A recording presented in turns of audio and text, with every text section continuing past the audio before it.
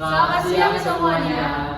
Kami dari kelompok 1 pengantar bisnis kelas CC Akuntansi dengan guru pengajar Pak Aji. Dan di sini kami dari kelompok 1 ingin menjelaskan mengenai kegiatan belajar bab 4 tentang etika bisnis. Di sini ada teman saya Fikri Akbar dengan NIM 25502037 11116. dengan saya Elizabeth Naftali Boru Sinaga dengan NIM 2550 2030 0111 070. Dan saya Fajrina Syasha dengan NIM 2550300111054. Dan dengan yang terakhir Fernando Martianus dengan NIM 2550 2030 011121. Oke, untuk mempersingkat waktu, kami akan dimulai dari bagian yang pertama. Jadi, tahukah kalian apa itu etika? Sebelum kita masuk ke etika bisnis, kita harus mengenal dulu apa itu etika. Oke, jadi etika itu adalah suatu pedoman untuk memperoleh hidup yang bernilai atau bermartabat. Yang pertama itu pedoman. Terus selanjutnya etika memberikan petunjuk tentang tindakan-tindakan apa yang benar dan apa yang salah. Jadi benar dan salah etika.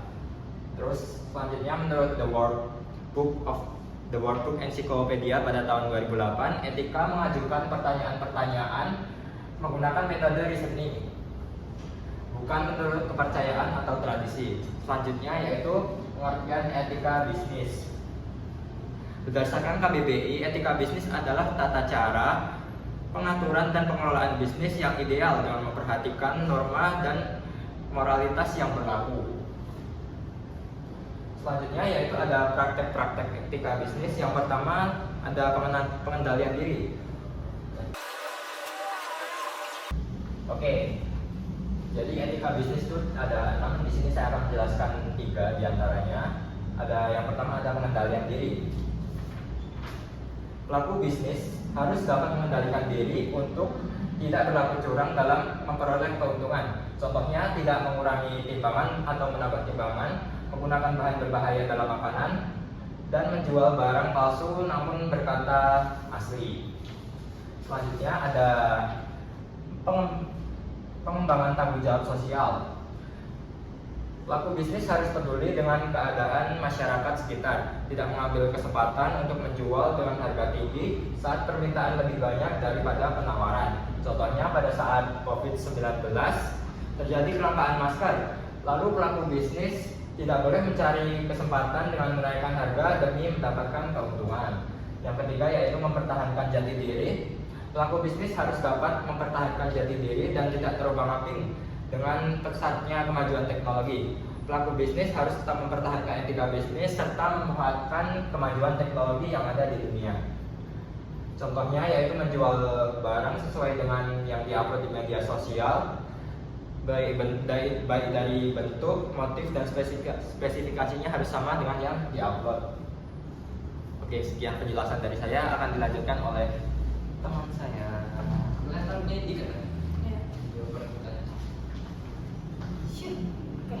Oke, seperti yang tadi dijelaskan teman-teman sebelumnya bahwa praktik bisnis itu ada 6.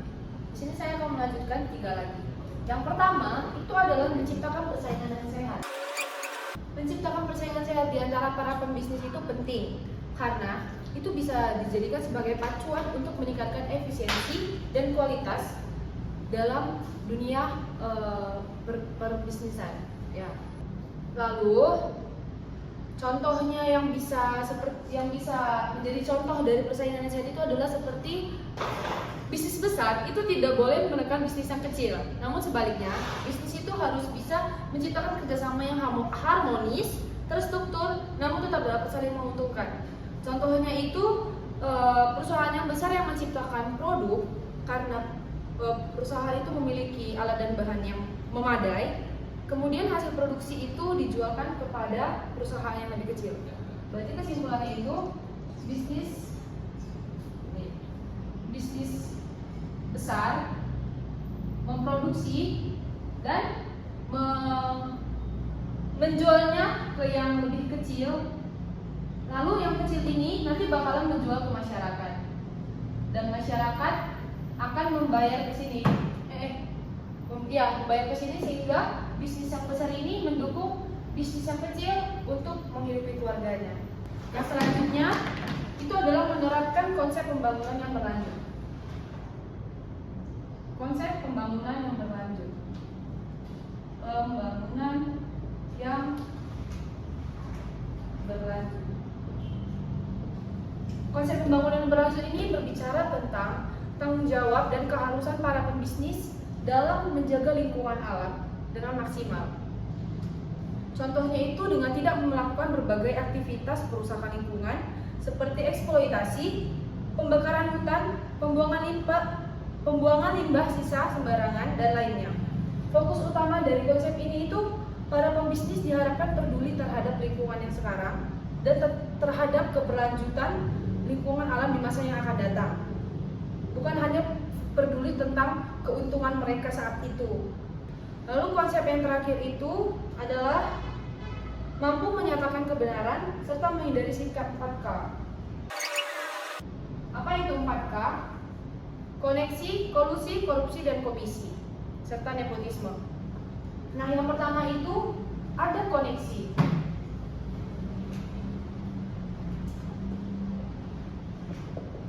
Ini tuh biasanya itu para pembisnis yang berlaku curang itu melakukannya pada saat ingin mendapatkan kredit. Seharusnya bisnis mereka itu belum bisa mendapatkan kredit, tapi mereka memanfaatkan koneksi ini kepada orang dalam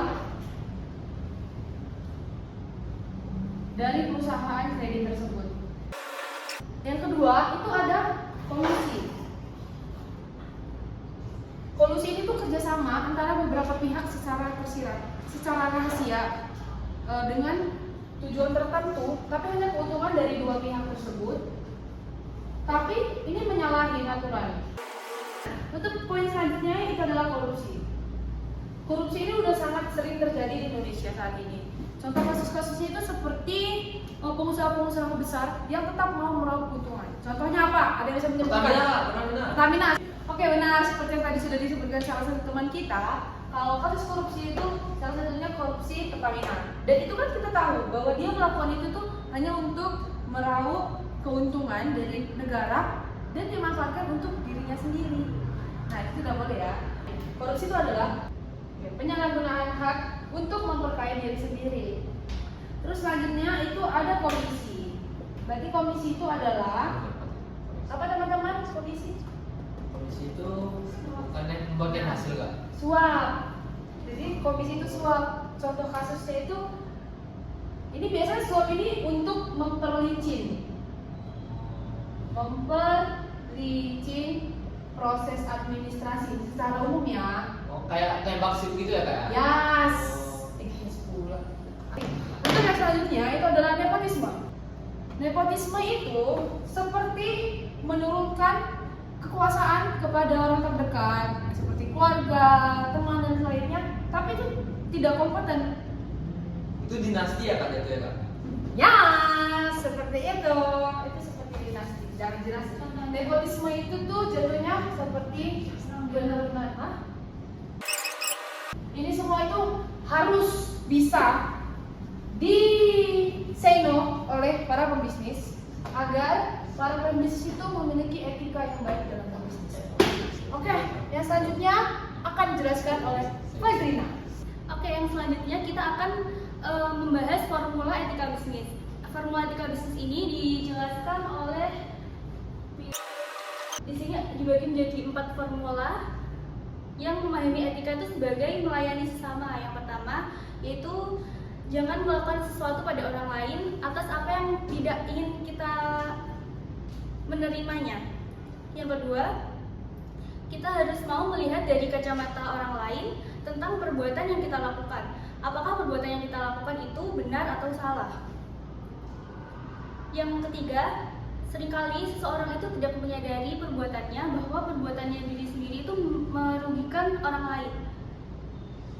Yang keempat, itu kita harus menjadi seseorang yang lebih dari orang yang mengembangkan orang lain atau karyawan. Oke, selanjutnya ada pelanggaran dalam etika bisnis.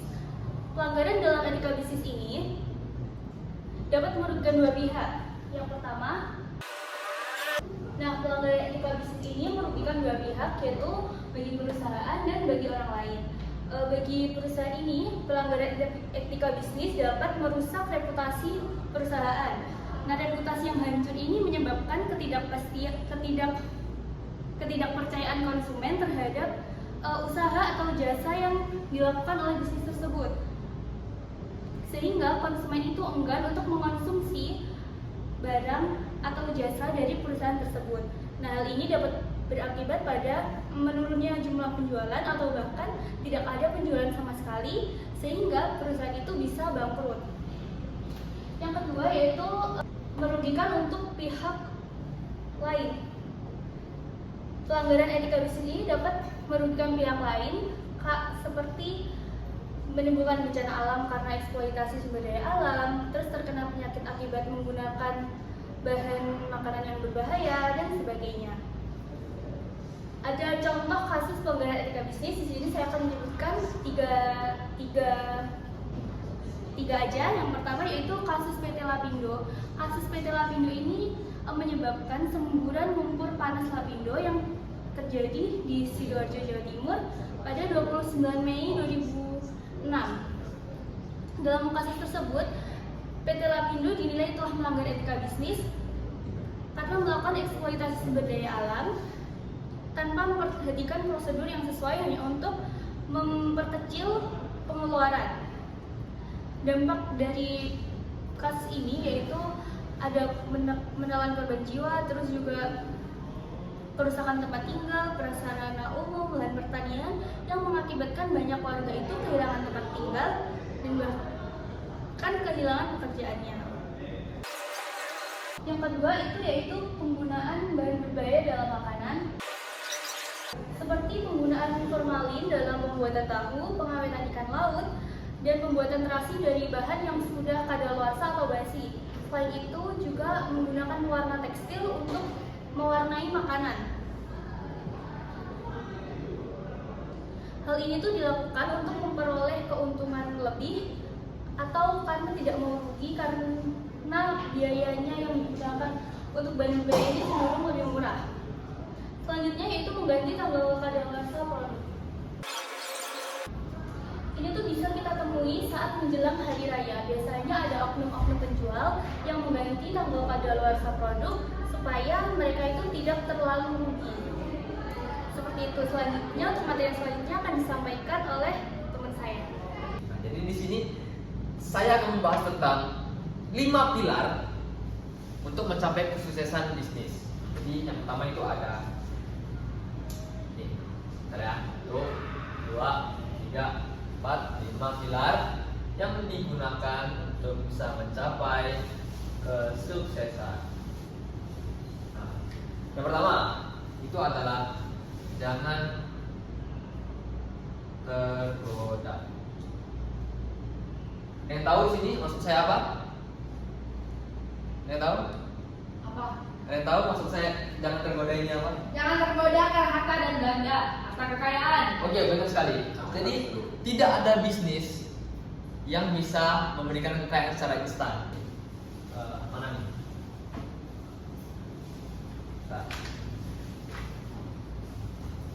Nah, kaya instan itu sama dengan jebakan, guys. Kenapa seperti ini? Karena saat ini banyak sekali influencer atau selebgram yang mengatasnamakan instrumen investasi, sehingga mereka seperti menawarkan beberapa aplikasi gitu untuk berinvestasi. Sedangkan pada tahun 2019 di Indonesia ada kasus sebuah aplikasi instrumen investasi, yaitu Anda tahu namanya apa? Binomo. Nah, Binomo itu merupakan aplikasi bodong ya guys ya. Jadi ini nggak boleh. Jadi sebenarnya investasi itu bagus, main saham itu bagus, emas atau cryptocurrency itu bagus, cuman tidak ada satupun dari mereka yang bisa memberikan kekayaan secara instan. Dan pada pertemuan minggu lalu, Pak Aji juga mengatakan bahwa sebuah perusahaan atau bisnis itu bisa break even point atau balik modal Sekitar berapa tahun? Ada yang ingat? 5. 5 tahun? Emang ya? 13. Nah, benar kali. 13 tahun baru bisa BEP. Nah, ini sama saja seperti anak SMP kelas 1. Terus yang pilar kedua, ntar saya hapus dulu. Pilar kedua itu dinamakan dengan